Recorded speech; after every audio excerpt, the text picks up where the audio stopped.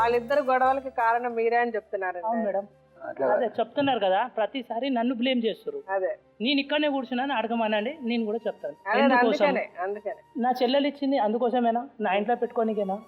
అదే నేను అదే అడిగాను. ఎవరు ఇప్పుడు మా బావని అడగమని నేను చెప్పేస్తాను ఇప్పుడే, ఎదురుగా క్లియర్ అయిపోతుంది.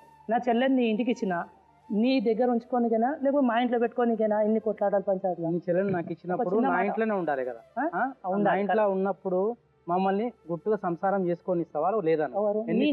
ఎన్నిసార్లు నేను నీకు పర్సనల్ గా కలిసిన చూడు వెంకటేష్, ఒక్కసారి కూడా కలవలేదని నువ్వు ప్రమాణం చేయి. ఎవరి మీద చేస్తావు? ఒక చిన్న మాట కాదు, ఎవరి మీద ప్రమాణం చేస్తావు? నేను కలవలేదు అన్న విషయం మీద ఒక్క మాట. నువ్వు చిన్న ముఖం చూసి జగల పోదామంటే ఉండండి. మీరు మాట్లాడుతున్నారు, అతను అడిగిన దానికి సమాధానం చెప్పండి. ముఖం నీకు తెలుసా? కనీసం 6 నెలలు ఉన్నప్పుడు వెళ్ళిపోయింది. నువ్వు ఎన్నడూ వచ్చి చూసినావు మా ఇంటికి? 6 నెలలు వెళ్ళగొట్టినాం. మీ వల్ల నాకు భయం ఉండే కనుక. దానికి మీకు సమాధానం ఏంటి సార్? ఎందుకు భయం ఉంది అతనికి? అట్లా మేము చేయలేదు మేడం. ఆయనకు భయం ఉందంటే మేము ఏం చేయాలి మేడం? దానికి ఏం కారణం చెప్పాలి? వస్తే మేము కొట్టినాం తిట్టినాం అనండి, కారణం చూపించండి, నేను ఒప్పుడా. కానీ ఆయన రాకపోతే కారణం ఏం చూపించాలి? మీరు భయపడ్డారు. వెళ్ళినప్పుడు ఎప్పుడన్నా వాళ్ళ దగ్గర వెళ్తే వాళ్ళు మిమ్మల్ని కొట్టారా తిట్టారా? నా చెల్లెని నేను దోలియా, ఏం చేసుకుంటావు చేసుకోపని ఇట్లా నూకేసిరు మేడం. బయట నూకేయడం వల్ల వాళ్ళ నాయన నూకేయడం వల్ల వెళ్ళిపోవడం జరిగింది. అంతే కదా, మీరు చెప్పేది అంతే కదా. అయితే అదే మనసులో పెట్టుకొని నేను జరగలేదు. 4 years మీరు చెప్పేది కొంచెం వింటారా? సో మీరు అందుకు కేవలం అట్లా ఆయన ఎప్పుడో జరిగింది, ఎప్పుడో వెళ్తే ఒక పెళ్ళైన కొత్తలో ఆయన తోసేశాడని అది మనసులో పెట్టుకొని మీరు 4 సంవత్సరాలు మీ పెళ్ళాన్ని వదిలేశారు కదా, వెళ్ళలేదు కదా ఆవిడ దగ్గరికి. మళ్ళీ ఇప్పుడు ఏం కావాలన్నది మాట్లాడుకుందాం, అంతే కదండి వెంకటేశ్వర గారు? సో మీరు మీ చెల్లి ఏం చెప్పిందంటే, నేను వెళ్ళి మా అత్తగారితో ఉండను, మేము కలిసి ఉంటాము, మేము సపరేట్ ఉండేటట్టు అయితే నేను ఉంటా, నా మొగుడు నన్ను చూసుకోవాలి, నా కుటుంబాన్ని నా పిల్లల్ని నన్ను జాగ్రత్తగా చూసుకుంటూ నేను ఉంటాను ఆవిడ చెప్తుంది.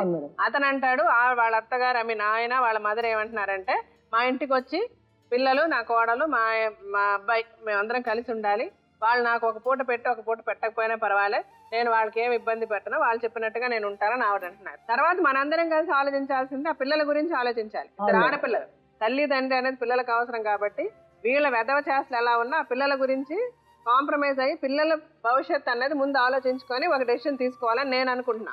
భాస్కర్ గారు, అది 24 గంటలు ఎదటి వాళ్ళది తప్పు ఎదటి వాళ్ళది అని చెప్పినంత మాత్రాన మనసులు చేరు అవ్వవు. ఈ అమ్మాయిని మనం ఒప్పిస్తామా లేకపోతే మీరు అమ్మాయికి చెప్పినట్టు ఒప్పుకుంటారా తర్వాత మాట్లాడుకుందాం. మాట్లాడుకునే ముందు ఒకసారి డాక్టర్ గారు ఏం చెప్తారో ఆవిడ ఏం చెప్తారో విన్నాక మనం ఎవరు మారాలి, ఎవరు అర్థం చేసుకోవాలి, ఎవరు అడ్జస్ట్ అవ్వాలి అది మనం తర్వాత ఆలోచిద్దాం. చెప్పండి సార్. మేడం ఏం లేదు మేడం, అంటే కలహాల కాపురం అని మనకి ఇప్పుడు క్లియర్ కట్గా తెలిసిపోతుంది. అంటే ఉన్న విచిత్రం ఏంటంటే ఎంత మాట్లాడుకున్నా, ఎంత లోతుగా మానసిక పరిస్థితుల గురించి మాట్లాడుకున్నా కూడా ఇక్కడ ఎవరు భాస్కర్ గారు ఇక్కడ ఎవరు పిచ్చి వాళ్ళు ఎవరు లేరు. ఇందాక మీరు అన్నారు కదా మానసిక పరిస్థితి అని. బియాండ్ ఎనీ డౌట్ ఎవరికి ఇక్కడ ఏమీ మెంటల్ ప్రాబ్లమ్స్ కానీ సైకలాజికల్ కానీ పిచ్చి అలాంటివి ఏమీ లేవు.